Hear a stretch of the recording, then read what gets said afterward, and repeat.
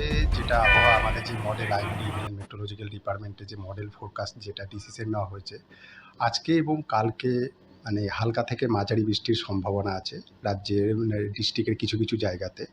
তারপরে যদি দেখি যে এখন যে কারেন্ট সিচুয়েশন, সেটা বঙ্গোপসাগরের দক্ষিণ পশ্চিম অঞ্চলে একটা লো প্রেশার এরিয়া সৃষ্টি হয়েছে।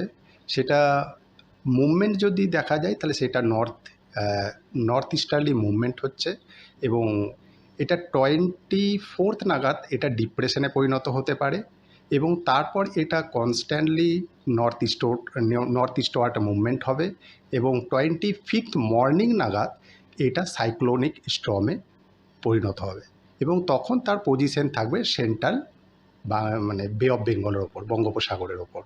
তারপর এটা নর্দার্লি মুভমেন্ট হবে, এবং নর্দার্লি মুভমেন্ট হওয়ার পর এটা কি হবে, এটা মানে পৌঁছাবে হচ্ছে নেয়ার দ্য বাংলাদেশ, মানে বাংলাদেশের কাছাকাছি, এবং ওয়েস্ট বেঙ্গলের কোস্টের কাছাকাছি গিয়ে পৌঁছাবে 26 নাগাদ, এবং তখন সেটা সিভিয়ার সাইক্লোনিক স্টর্মে পরিণত হবে।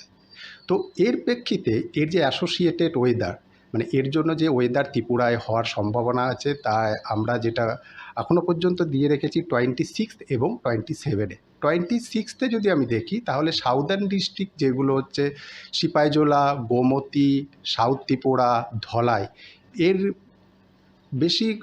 বেশিরভাগ জায়গাতেই ভারী থেকে অতি ভারী বৃষ্টি হওয়ার সম্ভাবনা আছে। আমরা যার জন্য এখানে হলুদ সতর্কবার্তা জারি করেছি, এবং এর সাথেও যদি দেখিস পাশাপাশি ডিস্ট্রিক্টের সমস্ত জায়গাতেই থান্ডারস্টর্ম, মানে বজ্র বিদ্যুৎ সহ ঝোড়ো বাতাস, যেটা বাতাস বইবে তার গতিবেগ 30 থেকে 40 কিলোমিটার বেগ, 40 থেকে 50 কিলোমিটার বেগে হওয়ার সম্ভাবনা আছে।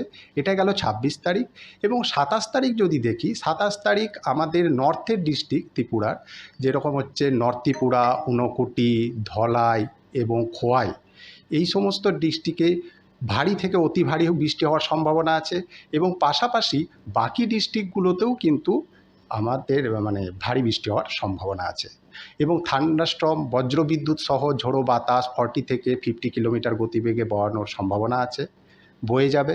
তো এই দুদিন আমাদের ত্রিপুরা ম্যাক্সিমাম জায়গায়, আমাদের ত্রিপুরার মানে বিভিন্ন ডিস্ট্রিক্টের ওয়েদার হওয়ার সম্ভাবনা আছে।